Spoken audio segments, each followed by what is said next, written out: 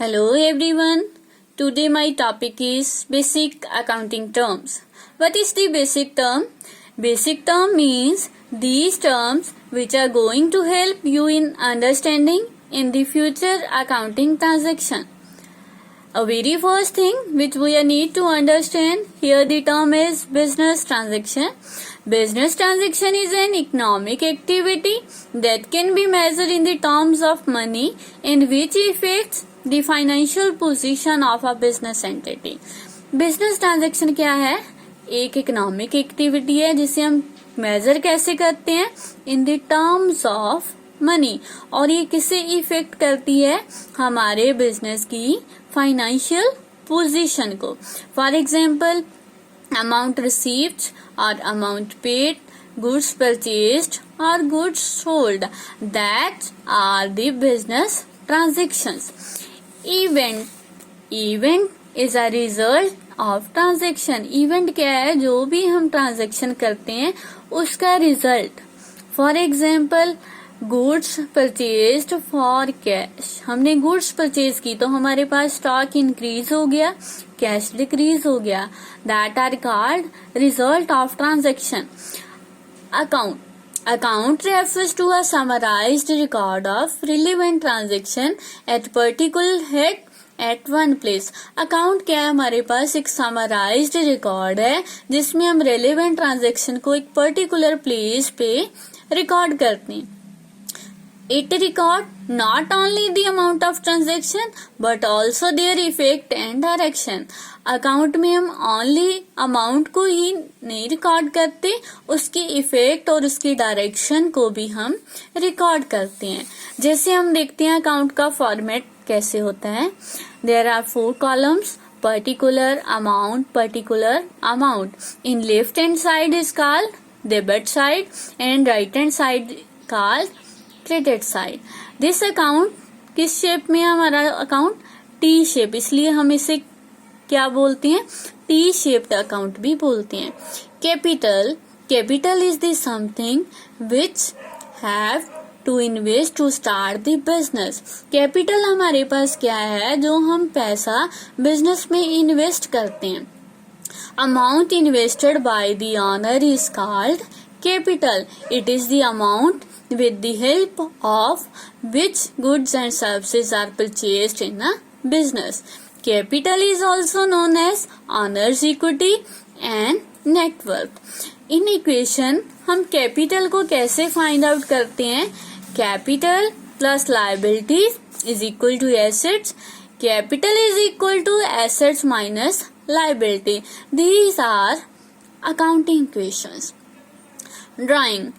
Drawing the money or goods withdrawn by the owner of business for his personal use is known as drawing. Drawing क्या है? हमारे पास जो हम business में से पैसा विड्रॉ करते हैं, किसके लिए?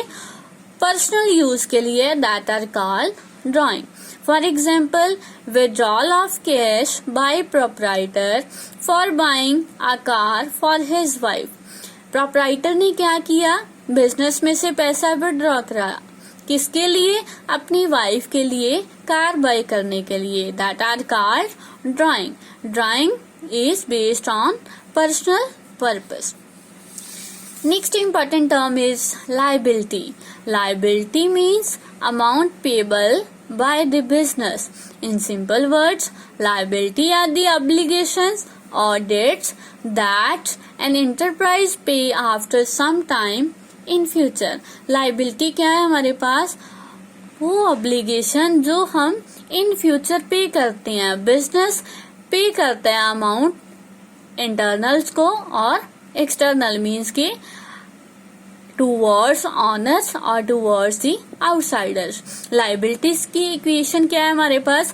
Liabilities is equal to assets minus capital. There are 2 types. First type is the internal or external.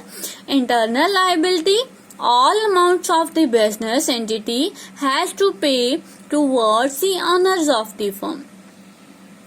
All amounts which are entity has to pay to the owners of the firm.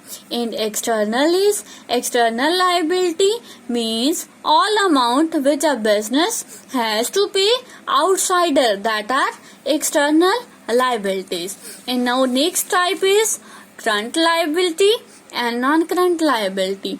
Current liability, obligations that are payable within the 1 year.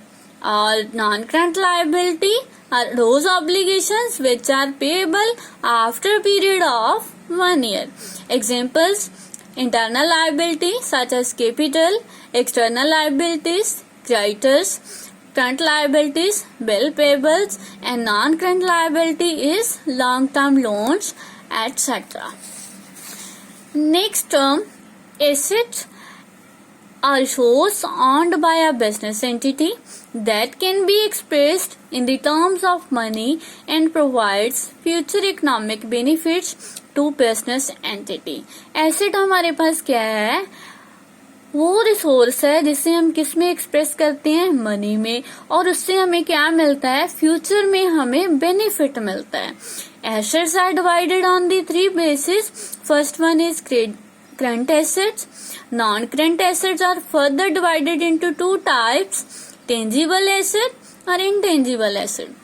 And third type is fictitious asset, that are called nominal asset.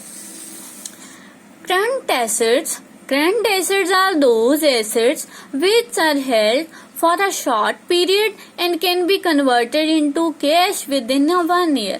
Current assets क्या है हमारे पास? जिसे हम short period के लिए लेते हैं. Short period means with in 1 year. इसे हम क्या कर सकते हैं? कैश में कैसे कन्वर्ट कर सकते हैं? किस टाइम पीरियड के लिए? Within 1 year. For example stock, debtors. और very important thing, current assets are also known as circulating assets, short-lived assets, active assets, and floating assets. Next, non-current asset. Non-current assets are those which are held for long period and used for the business operation.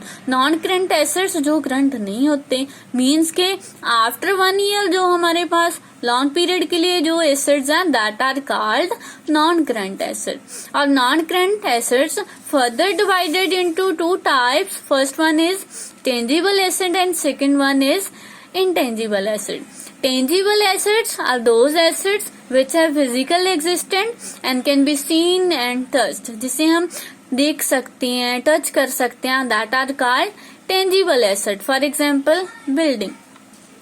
Intangible assets are those assets which have no physical existence and can be felt by operation. For example, goodwill. जैसे intangible asset उनकी कोई physical existence नहीं होती, only हम क्या करते हैं? Feel करते हैं, like as goodwill. Fictitious asset, these are the assets which cannot be realized in cash or no further benefit can be derived from these assets. fictitious assets वो assets होते हैं जो रिलाइज नहीं होते, मीन्स कि cash में convert नहीं होते, ना ही उनका कोई फर्दर बेनिफिट हमारे पास आता है. For example, advertisement expenses. Fictitious assets are also known as nominal assets. Thank you. Have a nice day.